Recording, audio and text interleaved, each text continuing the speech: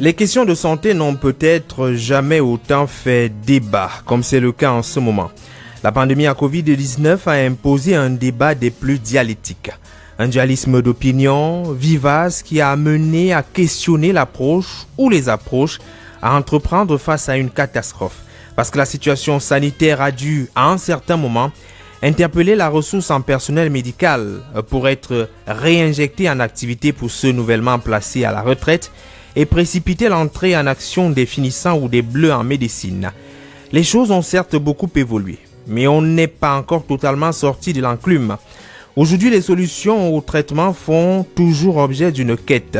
L'Afrique et le monde s'est opposé. Si vous voulez, la médecine conventionnelle et celle dite traditionnelle sont en permanente bataille. Une certaine opinion pense que la médecine traditionnelle est trop archaïque et mal maîtrisée et rien de bon ne peut en sortir. Et pourtant, au second de la crise sanitaire, les solutions endogènes sont convoquées et on leur attribue une certaine efficacité, à même d'épauler l'autre médecine dite moderne. Que comprendre donc? Médecine traditionnelle et celle moderne s'opposent-elles diamétralement ou alors elles se complètent? L'auteur du jour nous aidera à comprendre aussi les questions d'urgence et de catastrophe. C'est d'ailleurs le titre de son livre.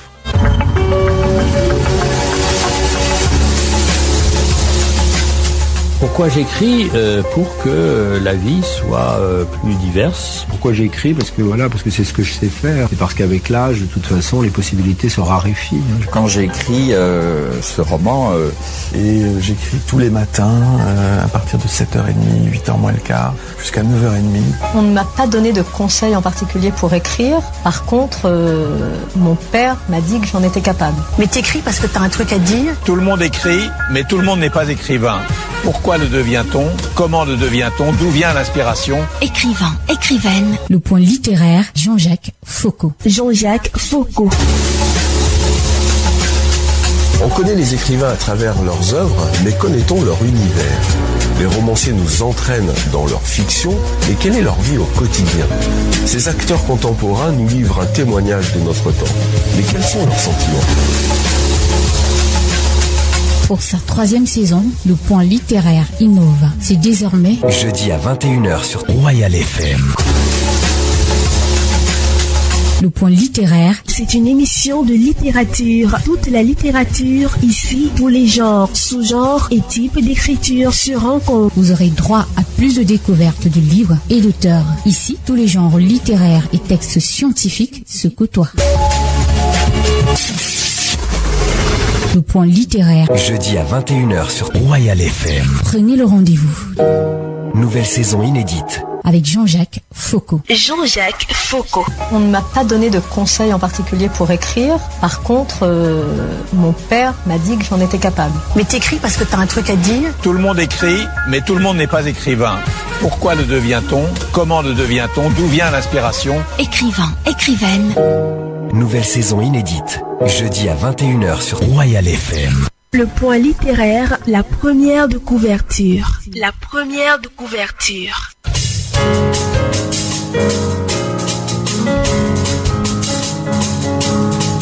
Vous l'avez compris, le livre sur la table des échanges pour cette édition a pour titre « Urgence et catastrophe ». Un texte écrit par le docteur Siméon Koutang. Il est doctorant en médecine générale obtenu en ex-URSS en 1993. Il possède un diplôme interuniversitaire de médecine d'urgence et de catastrophe obtenu à l'université Paris 12 Créteil, expert des Nations Unies pour la gestion des réfugiés, directeur adjoint de l'hôpital Henri Dunant de la Croix-Rouge camerounaise. Faisons place à notre invité pour cette édition.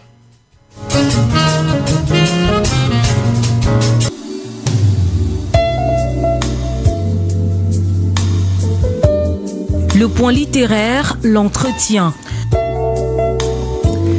Accueillons à présent l'invité du soir. On l'a dit, c'est le docteur Siméon Coutan. J'ai bien l'impression qu'on n'a pas entièrement déroulé son profil. Bonsoir et bienvenue, docteur. Bonsoir mon cher Jean-Jacques Foucault. Bonsoir mon cher ami journaliste. Bonsoir. Oui, rapprochez-vous un tout petit peu. Je suis ravi, n'est-ce pas, d'être reçu à votre radio. Et je pense très bien que ce soir, nous allons davantage méditer sur les questions sanitaires, en l'occurrence les 5 chapitres que j'ai pu, n'est-ce pas, développer dans ce livre qui, en fait, sont des retours d'expérience de terrain. Il faut dire que rarement on a sur nos plateaux des techniciens dans des domaines bien précis. En médecine, on est plutôt très occupé et c'est pas évident de se retrouver à la radio pour parler d'un travail de plusieurs années. Parce que vous nous avez fait savoir, c'est un projet qui est en gestation depuis à peu près combien d'années? Plus d'une vingtaine d'années, hein, parce que là, vous allez voir les retours d'expérience de terrain qui datent des années. Oui. Lorsque je prends par exemple le paludisme, vous allez voir, si vous faites un retour en arrière, vous allez voir quand est-ce qu'il y a eu rupture du barrage de Maga. Oui. Et en même temps, quand nous prenons également la formation des tradithérapeutes là-dedans, vous allez voir que le professeur Kamsukom avait créé, il y a des années, une association nationale pour la formation des tradithérapeutes. Tout à fait. Tout ceci parce qu'on avait constaté que ces tradithérapeutes allaient en rang dispersé et en même temps avaient quelques difficultés pour pouvoir diagnostiquer et poser, n'est-ce pas, des actes médicaux concrets. Et en même temps, la façon, n'est-ce pas, de gérer leurs médicaments, c'est-à-dire quoi?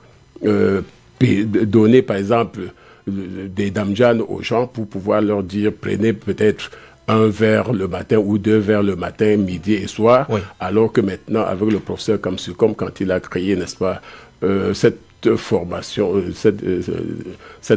là ou bien cette association là, c'était dans le but, n'est-ce pas, de les redresser pour leur faire comprendre que désormais on ne va plus dire 1 verre de ceci, 1 verre de cela, mais on doit pouvoir acheter un petit appareil pour peser et quantifier, n'est-ce pas, les médicaments avant de pouvoir mettre à la disposition, n'est-ce pas, des patients. Tout à fait. Voilà. Alors, c'est un travail, vous êtes d'ailleurs un chercheur dans le domaine justement de la médecine. Également, je suis chercheur, je suis associé au laboratoire du professeur Kamsukom et nous faisons des recherches ensemble et nous faisons des recherches sur les plantes médicinales et ça nous permet, n'est-ce pas, d'appuyer les recherches de façon à ce que les plantes qu'on utilise puissent être des plantes originales, c'est-à-dire quoi? C'est-à-dire on a des équipes dans les villages, là où nous avons constaté que on a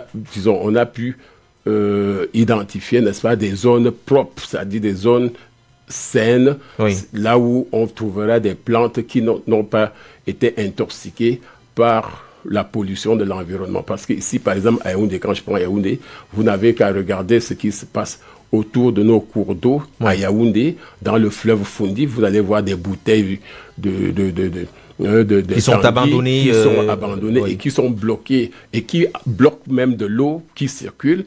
Et à la longue, c'est la moisissure, c'est tout ce que vous pouvez rencontrer.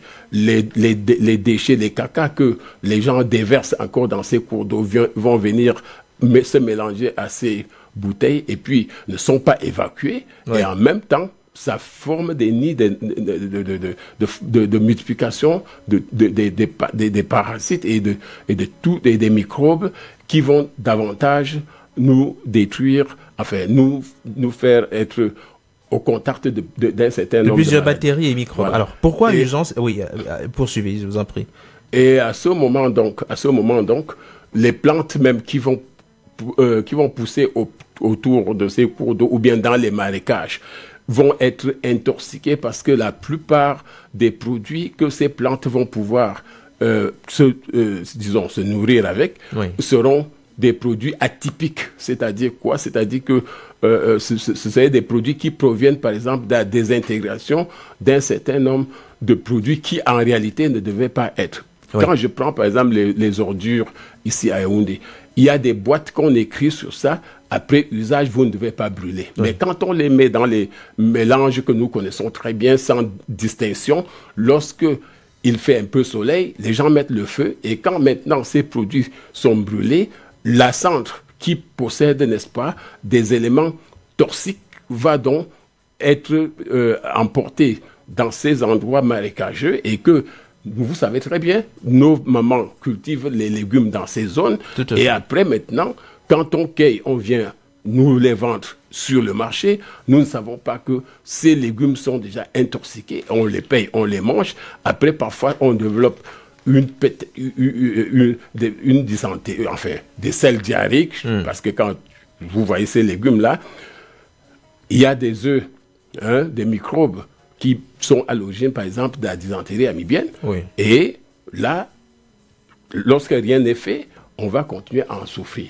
Je ne parle que de la dysenterie amibienne, mais il y a d'autres maladies diarrhéiques telles que le choléra qui proviennent également de la pollution de la pollution de l'environnement. D'accord. Alors, docteur, pourquoi urgence et catastrophe? Est-ce que c'est justifié par le fait que c'est votre domaine de compétence, ou alors vous avez perçu une nécessité d'écrire dans ce domaine-là, peut-être pas très connu par grand nombre? Alors, je vous ai dit ici que si j'ai pensé à urgence et catastrophe, c'est parce que j'ai fait beaucoup de terrain. C'est beaucoup plus un retour d'expérience de terrain que je vous apporte ici. Alors, vous allez me permettre d'aller peut-être un peu plus loin de ce sujet. Lorsque il y avait eu l'événement qui avait aussi secoué le Tchad en 2007-2008, l'avion des Nations Unies m'a pris ici à Sémalène pour atterrir au Tchad et j'étais l'une des médecins les plus importants, surtout pour le côté africain, qui est organisé, n'est-ce pas, la prise en charge de tous les blessés. Pour le compte de la Croix-Rouge camerounaise. Pour le compte de la Croix-Rouge et dans le cadre humanitaire. Voilà. Et ceci nous a permis, n'est-ce pas, de prendre en charge les blessés de guerre à ce moment-là. Et je voudrais vous dire que quand j'ai écrit ce livre, c'est beaucoup plus les retours de terrain vécu. Même Bakassi, j'ai fait Bakassi, excusez-moi de vous dire également ça. Et la guerre au Nigeria avec les affrontements entre les Boro et les Mambila. Moi, j'ai été chef de projet avec résidence à Bagno et contrôlant le nord-ouest et la Damawa pour la question des réfugiés dispersés. C'est pour ça que vous avez vu sur mon livre Experts des Nations Unies, parce qu'effectivement, j'ai fait la gestion des réfugiés urbains avec, par exemple, le génocide du Rwanda. C'est moi que le président de la Croix-Rouge, William Etekimoumoua à l'époque, avait choisi, n'est-ce pas, pour prendre en charge tous les blessés, tous les réfugiés du génocide du Rwanda. Bien. Et là, c'est les réfugiés urbains. Les réfugiés dispersés, c'est ceux que j'ai parlé tout à l'heure dans le nord-ouest et la Damawa pour le compte du Nigeria. Et les réfugiés dans un camp à l'époque, 2007-2008, pour le Tchad, ça c'était à 33 km. Nous les avons rassemblés au camp de Maltam. Et c'est là où nous les avons soignés dans le cadre de Emergency Response Unit, qui était en quelque sorte un hôpital mobile et très super équipé. Nous travaillons là-bas en collaboration avec les expatriés. C'est une forte expérience. Forte expérience du haut de votre expérience aujourd'hui en tant que médecin, mais également en tant qu'humanitaire, vous avez été au fait des catastrophes. Vous nous faites savoir que la médecine traditionnelle peut avoir un apport considérable dans véritablement ces moments difficiles que vous présentez dans votre livre. Eh bien, j'ai évoqué là, il y a un chapitre qui est intitulé Épidémie, pandémie et catastrophe. Et effectivement, je me souviens, il y a un journaliste qui m'a demandé, mais docteur, pourquoi est-ce qu'on n'a pas trouvé Covid dedans? Mais vous voyez bien que les éditions universitaires européennes ont édité ce livre il y a bientôt 3 ans. Donc, Covid ne pouvait pas y apparaître. Oui. Mais nous allons dire que toute maladie qui apparaît, toutefois, la médecine conventionnelle, de son côté, joue un rôle très important parce que c'est une médecine très pratique et qui a ses preuves, c'est-à-dire qu'il y a des démonstrations qu'on peut faire de façon compréhensible et la médecine traditionnelle, de son côté, également a un rôle à jouer parce que quand nous prenons le ratio de ceux qui vont vers la médecine traditionnelle et de ceux qui vont vers la médecine conventionnelle, selon l'OMS, 20% vont vers la médecine conventionnelle et 80% vers la médecine traditionnelle. Et ça veut dire que les deux se complètent? Les deux devaient se compléter. Oui. Mais en réalité, le médecin moderne, actuellement, la plupart n'aiment pas cohabiter avec les tradithérapeutes. Oui. Et tout simplement, je vais aussi dire que si ils le font, c'est tout simplement que ils ont aussi peur, n'est-ce pas, de la pratique quelquefois traditionnelle que beaucoup de médecins conventionnels ne comprennent pas. Mais seulement, j'aurais dû attirer l'attention de l'État pour que ces tradithérapeutes-là, comme 80% de nos populations vont vers eux, que ces tradithérapeutes-là soient encadrés. Qu'on crée, par exemple, les associations comme celle que le professeur Kamsukom avait créée, je veux dire la SNAFOP, qui est l'association de la formation des tradithérapeutes sur le plan national. Si on peut encourager pareille formation et même aller au-delà, créer d'autres structures, même à la faculté de médecine, et encourager, travailler, les rendre plus opérationnels, les aider à bien identifier là où ils doivent commencer à cueillir ou bien récolter les plantes pour la fabrication de leurs médicaments. Oui. Alors qu'il y ait des jardins protégés, qu'il y ait des aires protégées, et qu'à ce moment-là, lorsque ces tradis vont chercher les médicaments, qu'ils cherchent dans un milieu sain. Parce qu'effectivement, on a aussi peur de certains produits qu'ils mettent sur le marché et qui peuvent être toxiques, tout simplement parce qu'ils les ont récoltés dans un environnement pollué. Oui, et vous nous avez également dit qu'il n'y a plus à craindre en ce qui concerne le dosage, parce qu'il y a quelques-uns qui ont été formés davantage sur...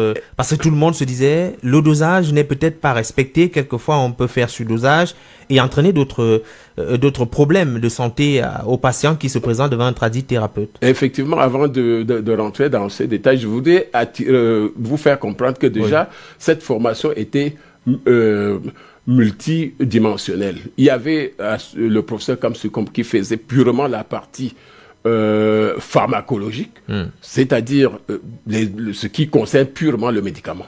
Et il les aidait à savoir qu'on peut cueillir la plante à tel moment, on doit la sécher de telle manière, on doit aussi la peser, on doit quantifier de façon qu'avant de donner à un patient, qu'on puisse connaître la dose en fonction de l'âge, en fonction du poids et en fonction des aléas. Bien. Et de l'autre côté, il y avait le professeur Lantoum, de regretter mémoire. Le professeur Lantoum, c'est un ancien pionnier même de la faculté de médecine et qui, comme le professeur Kamsukom, sont des pionniers de la faculté de médecine parce qu'ils ont beaucoup œuvré pour le développement de cette faculté. Et alors, le professeur Lantoum donnait le cours d'éthique. Et là, de l'autre côté, il y avait le professeur Nkomanek qui faisait de la botanique. Donc, quand on avait une plante médicinale dont le nom échappait au tradithérapeute, lui, il prenait la plante et s'il ne pouvait pas l'identifier à l'immédiat, le jour suivant, il donnait le nom au tradithérapeute. Alors, docteur, de mon côté, je leur donnais les notions d'anatomie parce que des fois, ils vous disent l'enfant a la rate, mais ils ne savent même pas où se trouve la rate. Et ensuite, la rate, ce n'est pas une maladie. La rate, c'est le nom d'une partie, d'un organe interne de notre organisme. La rate, ce n'est pas une maladie. Il faut savoir que s'il y a une maladie au niveau de la rate, on doit bien l'identifier. Par exemple, quand on a le palu qui échappe déjà au foie, par exemple, à ce moment, les éléments, c'est-à-dire que le Plasmodium falciparum peut être stoppé au niveau de la rate, et à ce moment, la rate va augmenter un peu de son volume pour devenir ce que nous appelons splénomégalie. C'est-à-dire que son volume a augmenté tout simplement parce qu'il fait la bagarre à ce moment-là avec le Plasmodium falciparum qui a dépassé les forces, par exemple, du foie, qui aussi, à force de vouloir neutraliser ces éléments-là, est devenu ce qu'on appelle hépatomégalie. Oui. Donc, au même moment, quand ça a dépassé le foie, ça a atteint la rate, on parle d'hépatosplénomégalie. Et quand maintenant la rate a augmenté donc de son volume, tous ceux qui sont tradis, ils disent que l'enfant a la rate. Maintenant, ils vont prendre même la lame de rasoir, commencer à couper la zone de la rate. Et parfois, quand l'enfant peut avoir la chance de guérir, on dit qu'on a soigné la rate. Mais en fait, c'est le paludisme, dans certaines mesures, qu'on a soigné, parce que quelquefois, quand ils donnent aussi certains produits à l'enfant de prendre. Or, ces produits peuvent avoir la propriété de soigner le paludisme. Et à ce moment-là, on dit qu'on a soigné le rate parce qu'on a aussi scarifié. D'accord. Alors, docteur, moi, je vais vous poser une question pratique. Aujourd'hui, il y a la pandémie à Covid-19. C'est vrai que vous n'avez pas parlé dans le livre, mais la pandémie est là. On a beaucoup évolué. Aujourd'hui, il y a des vaccins qui arrivent. Et en face, il y a des solutions endogènes. Plusieurs mélanges. Alors, pour le Camerounais qui nous écoute aujourd'hui et qui veut savoir quel est le chemin à emprunter.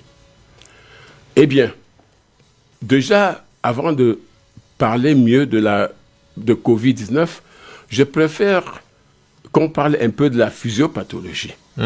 C'est-à-dire quoi? Que lorsqu'on a parlé de Covid-19, on voit beaucoup plus les organes respiratoires, en l'occurrence les poumons.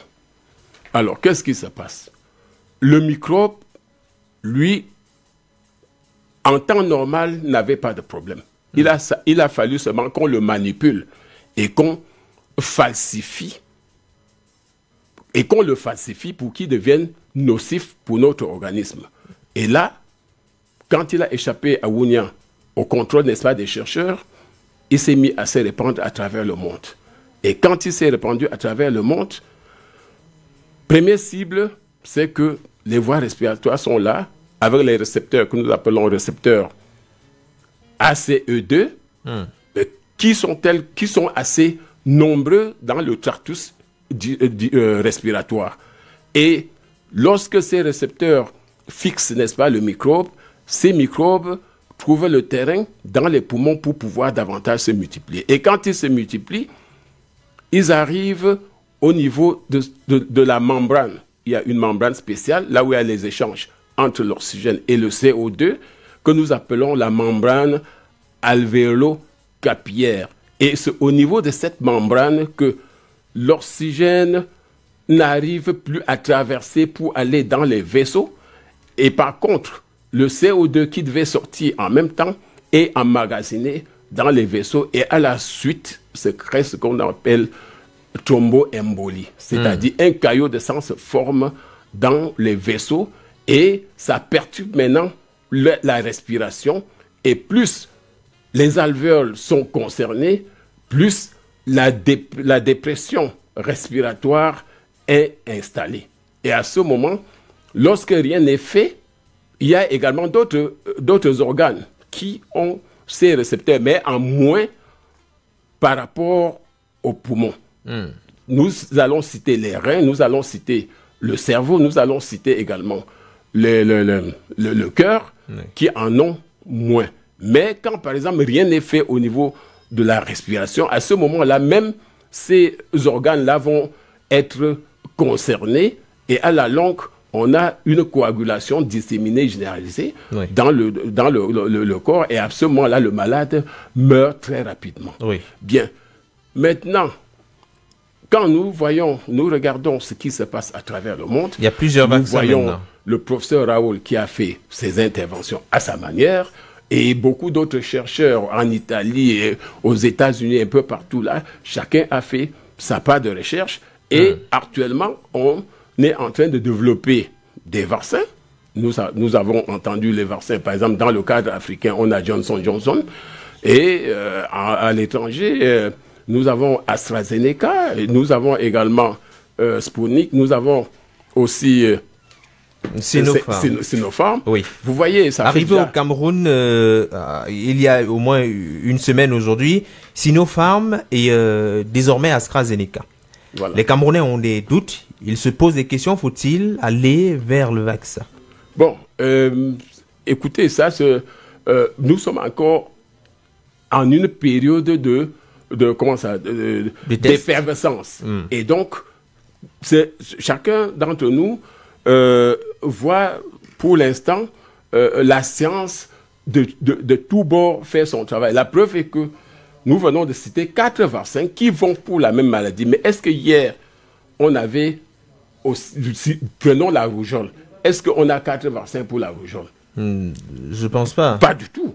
On a un seul vaccin pour lutter contre, même le BCG pour la tuberculose. On a un seul vaccin. Donc ça veut dire quoi? Que actuellement, les chercheurs à travers le monde se battent. Et nous allons les féliciter. Les chercheurs sont en train de se battre pour que, à la fin, on trouve le meilleur des vaccins qui puissent, n'est-ce pas, être le plus adoptés pour pouvoir prendre en charge. Et ceux qui sont proposés maintenant, est-ce qu'il s'agit simplement des tests? Ceux qui sont proposés et qui sont inoculés aux populations, qui sont arrivés au Cameroun. Il s'agit des tests ou alors le résultat final? Ce qui est sûr, c'est que c'est dans le travail. C'est quand on va faire, par exemple, les vaccinations, tout ça, que ceux qui sont sur le terrain vont pouvoir apprécier les effets, par exemple, du travail accompli. Sinon, il est difficile de dire dorénavant que tel vaccin est ceci, tel vaccin, quand tu n'as pas toi-même fait une étude approfondie de ce vaccin-là. Est-ce que le docteur Siméon Coutan s'est déjà fait vacciner?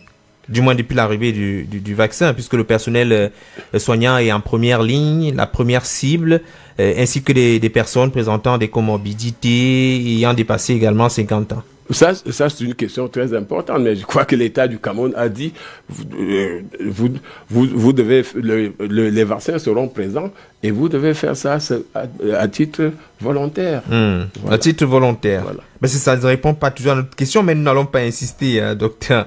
Alors, aujourd'hui, Urgence et Catastrophe nous fait savoir qu'il faut confier, il faut véritablement voir dans le domaine de la médecine traditionnelle, il y a plusieurs solutions qui sont proposées. On a parlé de la solution du moins Monseigneur Cléda.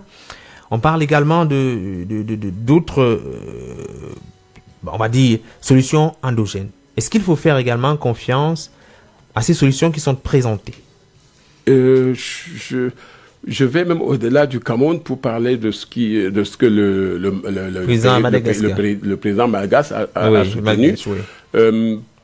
Moi, dans le domaine des sciences, je n'aime pas accepter les choses aveuglément. Moi, j'aime quand quelqu'un se lève, il dit, par exemple, comme le Monseigneur Cléda, il dit que j'ai soigné tel nombre de personnes, je n'ai pas eu de mort, je n'ai pas eu.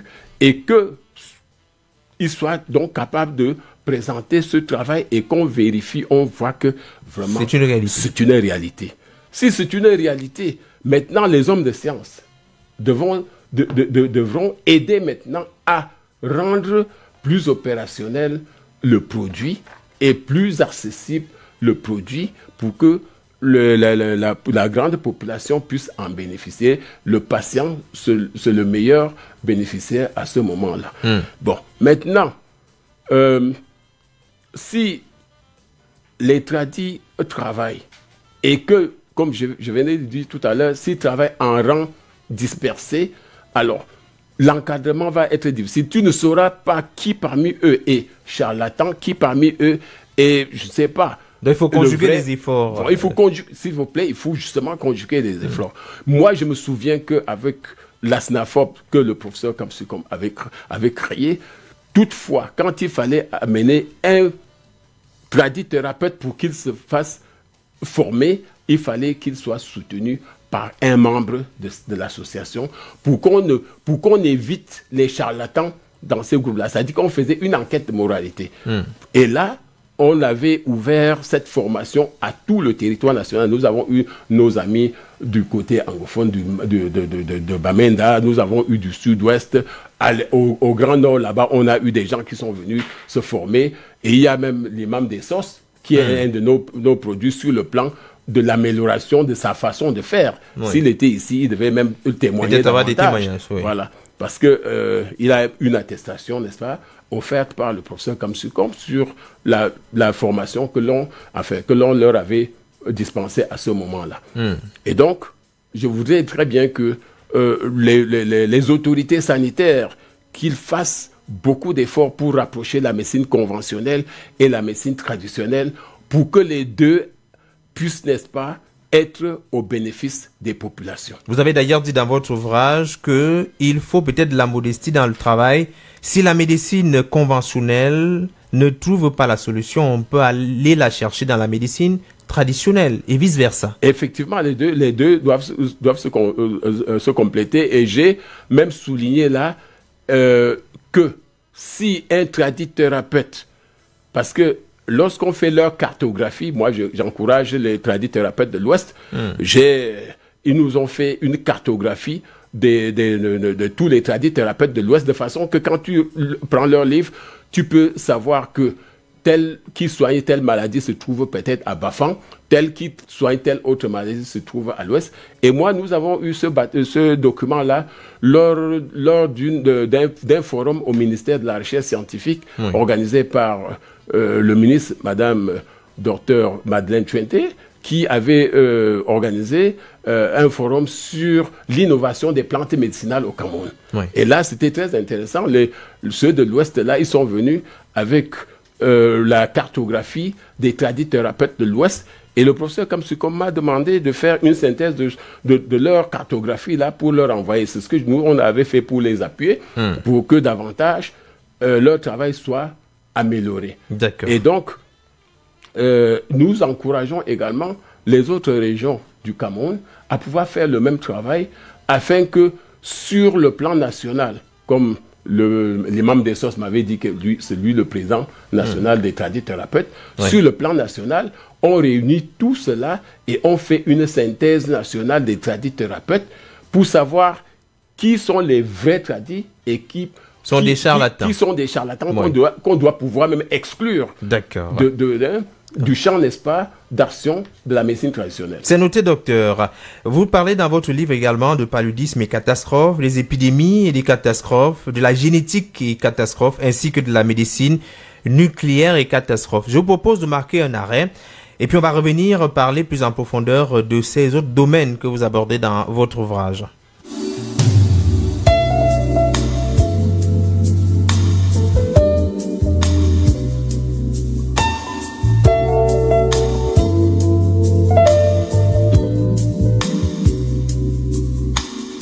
Le point littéraire, les classiques littéraires. Les classiques littéraires.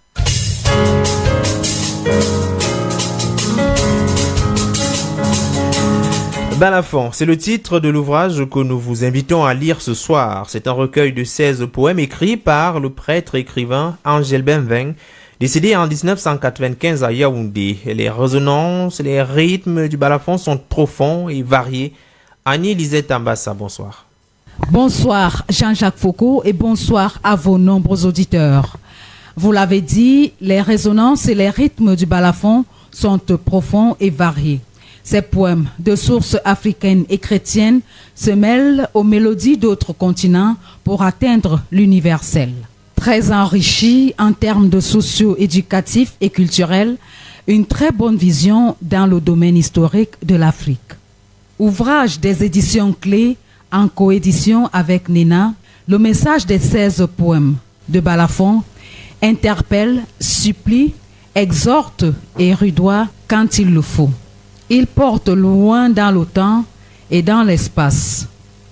Dans Lettre à mes amis, à Confuce par exemple, dans ce poème incantatoire, Angel Benveng réalise une communion parfaite entre l'Afrique et l'Asie. Jaune, tu es mon levant, et je te salue, moi l'Afrique, à midi dans la plénitude de mon soleil.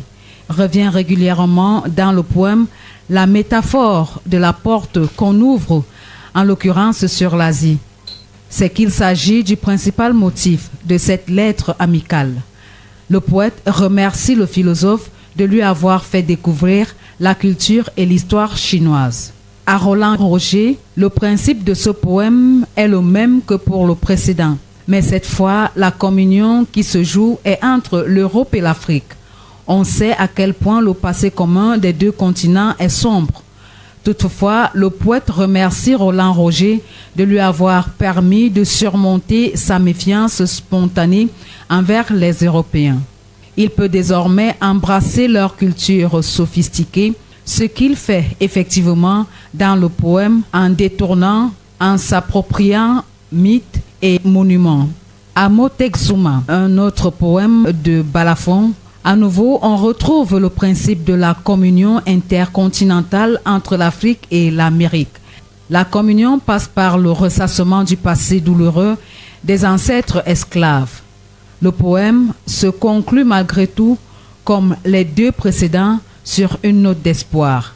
Avec ces 3 lettres, le recueil se place sous le signe du cosmopolitisme et de la paix mondiale, non par décret gouvernemental, mais par le biais du lien entre les individus. Dans l'être collectif, ce poème réalise la communion mondiale esquissée dans la précédente section. Le poète imagine avoir reçu une réponse de chacun de ses 3 amis et il leur formule une réponse commune. Promesse d'amour infini et universel, le rythme de la vie en nous chante à l'unisson. Un autre poème Épiphanie, celui-ci prend à nouveau la forme d'un dialogue, mais cette fois, l'imaginaire invoqué relève davantage de l'image biblique. Tout le poème consiste en fait à montrer que les mains sales et l'or pur, l'ignoble et le noble se valent, participent du même mouvement de vie. Le prêtre catholique pense aussi à la Pentecôte sur l'Afrique. Dans ce long poème épiphorique, une majorité des vers se termine par l'exclamation « Pentecôte ». Le poète rêve que l'Afrique festoie à l'unisson.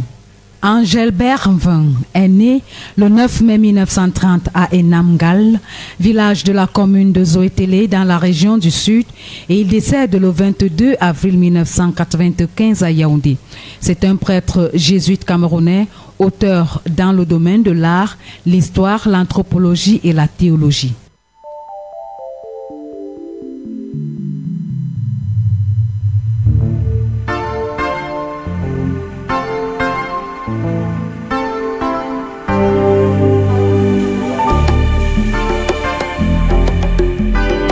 Le Point littéraire, une émission préparée et présentée par Jean-Jacques Foucault.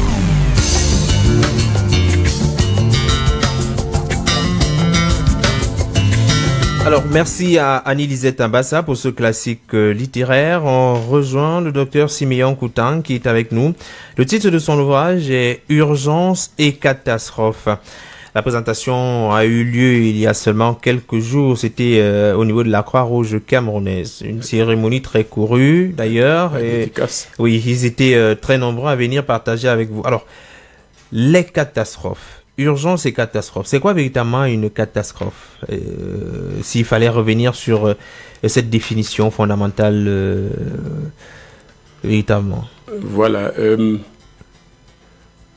À l'Université de Paris 12 en France, à Créteil, où nous avons fait la médecine d'urgence et catastrophe, on nous a défini catastrophe comme étant une inadéquation entre les besoins et ce qu'on dispose. Oui.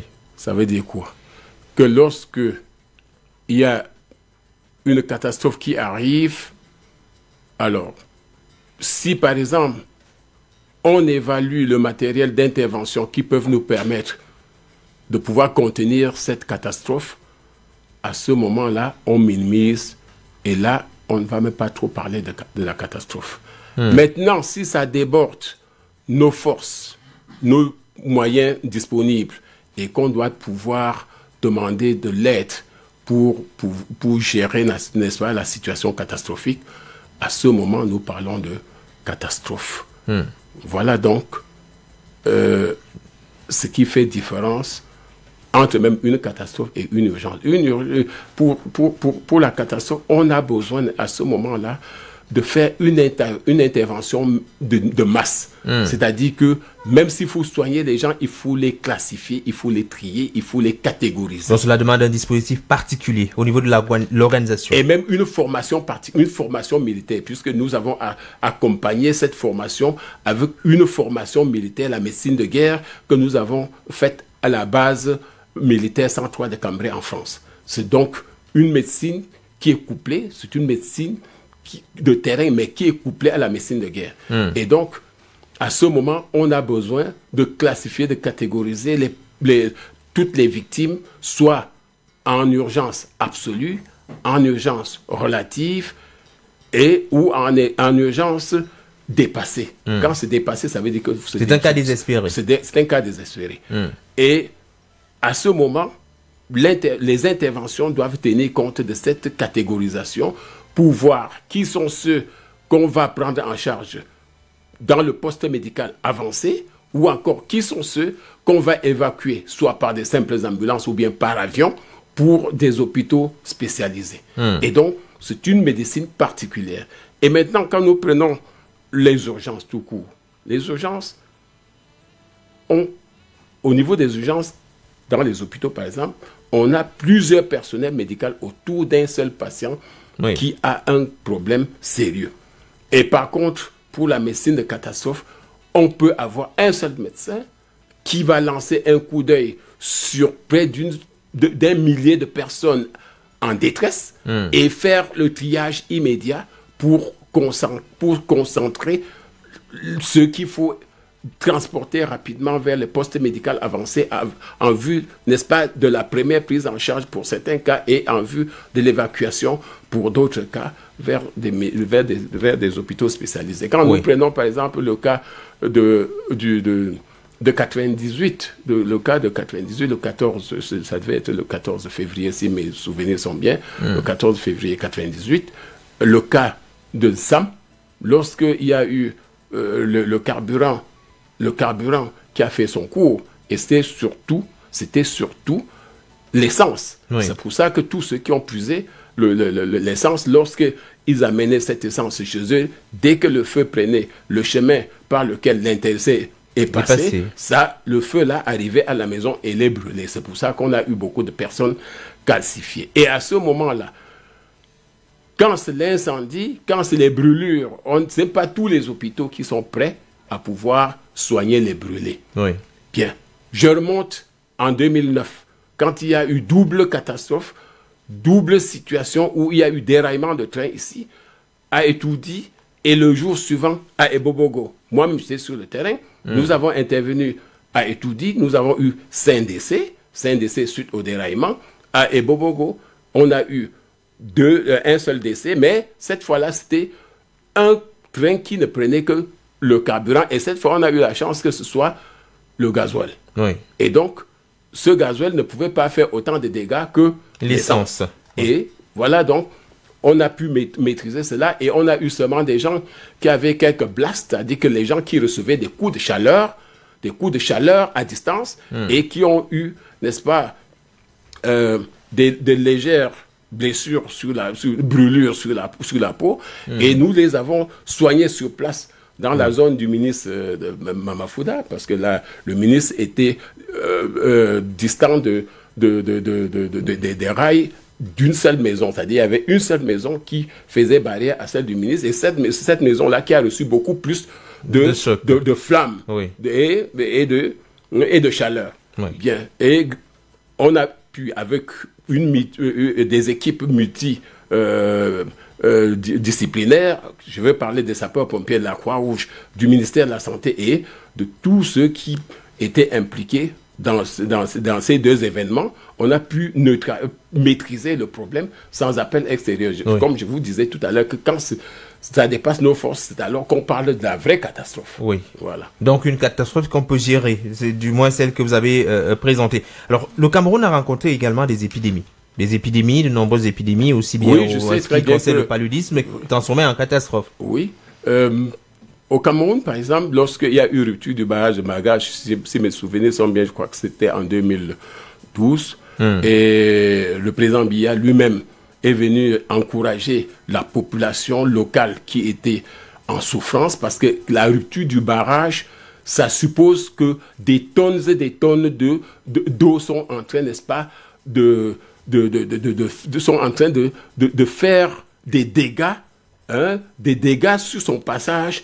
Et quand ça rencontre les maisons ou bien les personnes, en même temps, ça emporte certaines personnes ou encore ça détruit les maisons ou encore ça crée, n'est-ce pas, une inondation qui va, les jours suivants, être le nid de multiplication des moustiques. Et c'est à ce moment, quand ça se multiplie suffisamment, que nous passons à l'épidémie, n'est-ce pas, de paludisme, parce qu'à ce moment-là, les petits centres de santé qui étaient prévus pour supporter peut-être 10 ou 20 cas se trouvent débordés. Oui. Et si à ce moment-là, on ne fait pas appel à la nation, et peut-être à l'extérieur, on ne peut pas facilement stopper le problème. Le retour même au calme pour le barrage de Maga, ça a pris du temps, parce que pour reconstruire et bloquer là où les eaux ont débordé pour aller créer des problèmes, c'était pas évident. En bas, ce n'était pas évident. Moi, votre humble serviteur était également sur le terrain parce que on a rassemblé toutes les victimes dans un camp là-bas, et moi, je les prenais en charge sur le plan sanitaire, et il y avait l'appui d'autres partenaires sur le plan alimentaire. Voilà. Et donc, ça, ce que nous appelons épidémie dans le domaine, par exemple, de paludisme, lorsque, par exemple, on a, je prends seulement le cas de barrages, parce que nous avons déjà beaucoup de barrages qui sont conçus au Cameroun. Oui. C'est pour faire ici appel à l'État que toutefois que nous avons des barrages, on doit mieux les sécuriser pour éviter les cas de rupture de barrage. Oui. 2, il faut maintenant que l'environnement, que tous ceux qui vivent là-bas, qu'on renforce les structures sanitaires de façon que s'il y a un problème, qu'on puisse, n'est-ce pas, être capable rapidement. De réagir rapidement et de couper court. Voilà. Alors, pour dire, le Cameroun a connu non seulement le paludisme, mais également le choléra. Bien sûr, le choléra, c'était la dernière. Ce qui était plus important pour le choléra, c'était de 2010 jusqu'à 2012. Ça avait commencé dans un train qui revenait de Ngaoundéré. Et on a eu le premier cas, qui s'est fait signaler ici à la gare. Oui. Et on a commencé à faire des interventions et des investigations, travailler de façon à chercher à circonscrire le problème. Mais là où le monsieur a eu, ce passager a eu, au Grand Nord là-bas, alors le problème a continué aussi de ce côté-là. Bon, on a essayé, on a réussi à neutraliser ici à Yaoundé, mais le problème a continué à sévir là-bas au point où le réseau de la Croix-Rouge a fait une intervention musclée et le président Etekemoumoua de la Croix-Rouge à l'époque a donné le nom de soldats de choléra aux volontaires de la Croix-Rouge qui entraient dans les mares d'eau, qui entraient dans ces endroits inondés pour transporter les malades et leur apporter les premiers soins. Et qu'est-ce qui se passait? Ces enfants, ces volontaires secouristes, dans leur formation, ils ont la formation de prise en charge élémentaire de tous les cas de choléra dans la communauté. On prend quoi? On prend 1 litre d'eau, on ajoute 5 morceaux de sucre, on ajoute une pincée, n'est-ce pas, de sel oui. Et on ajoute un demi-citron. Vous formez donc ce petit mélange et vous secouez. Vous commencez maintenant à donner à vos patients maintenant, et tout en les dirigeant vers les centres de santé où les cas simples, les cas modérés, les cas sévères vont être pris en charge en tenant compte, n'est-ce pas, des différents paliers de prise en charge. Voilà donc, et en tenant également compte de l'âge et du poids de tous ceux qui vont être envoyés dans les structures sanitaires. Oui. Alors, le livre également parle de médecine nucléaire. Il faut dire qu'aujourd'hui, le Cameroun est engagé dans de grands projets de construction, des usines à gauche. Il faut faire très attention en ce qui concerne la radioactivité. Alors, de quoi il est exactement question particulièrement dans ce chapitre-ci? Eh bien, avant d'arriver à ce chapitre, je dois parler également de la biogénétique, dont l'un des grands promoteurs était le docteur Kouayim. Docteur Kouayim Isaac Jean Bertin, paix à son âme, il est décédé en 2010.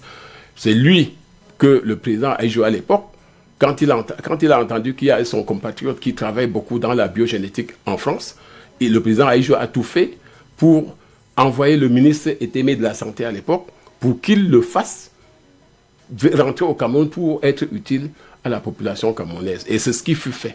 Il est donc arrivé au Cameroun et il a travaillé beaucoup. Quand je suis rentré de l'Europe en 93-94, j'étais auprès de lui au centre médico-social de l'université de Yaoundé 1.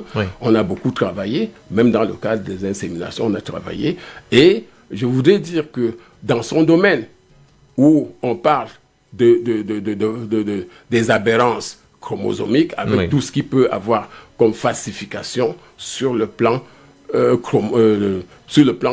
biogénétique et qui peut également créer des situations, des fardeaux catastrophiques dans la communauté parce qu'il y a falsification des chromosomes.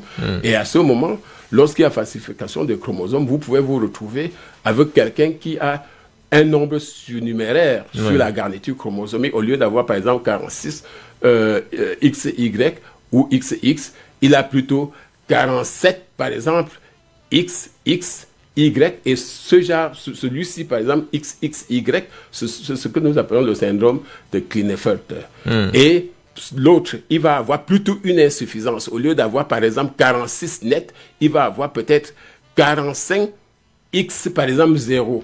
À ce moment, il y a une insuffisance d'un autre élément chromosomique, et ce 0-là fait que l'intéressé soit victime du syndrome que nous appelons le syndrome de Turner.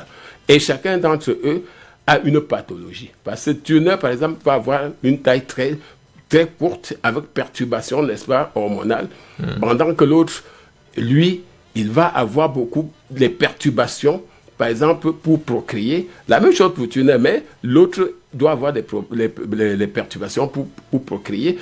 Et autant, vous voyez les falsifications, les aberrances chromosomiques comme ça, et qui, de temps à autre aussi, vont se développer de façon que si on identifie une de ces maladies qui est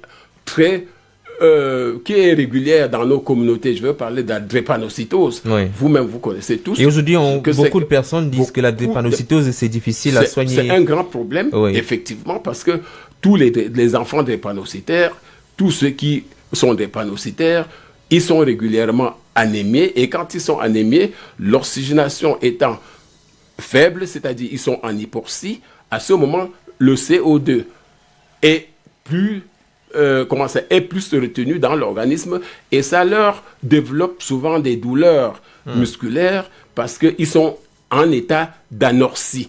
Et très souvent, ils ont l'anémie et ils ont les douleurs musculaires qui, à ce moment-là, leur font développer des crises de drépanocytaires. Donc, ce qu'il faut peut-être dire, c'est qu'il faut faire des examens avant le mariage, avant tout c'est ce que nous appelons le certificat prénuptial, c'est-à-dire qu'il faut un certificat prénuptial. Avant de s'engager. On vous prend donc des examens, on prend le sang, on analyse dans un laboratoire, par exemple, un laboratoire de génétique, et à ce moment, on détermine si vous pouvez être SS ou bien AS.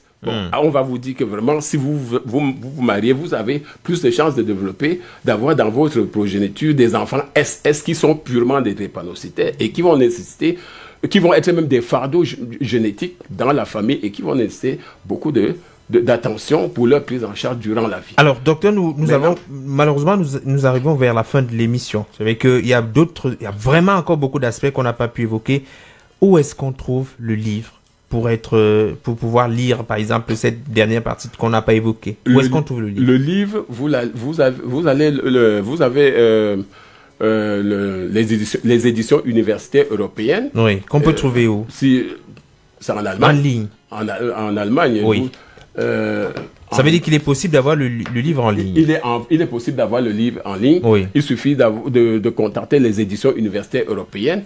Et là, ils vont vous produire, en fonction des échanges que vous aurez avec eux, ils vont vous produire soit la forme électronique ou encore le document lui-même. Et si vous voulez vous adresser à moi, j'ai encore d'autres copies que j'avais fait commander. Et c'est possible d'avoir peut-être un contact qu'on peut avoir. Oui, le 677 97.